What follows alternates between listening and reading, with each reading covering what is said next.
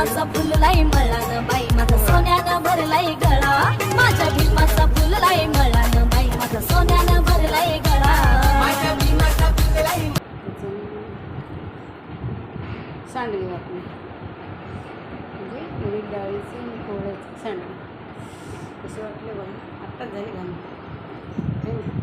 घरातच टाकले थोडे सुकेपर्यंत मग नंतर टाकणार बाहेर कोरडे झाले म्हणून. आज बाहेर ऊन पण नाही आहे आमच्याकडे ढगाळ वातावरण आहे.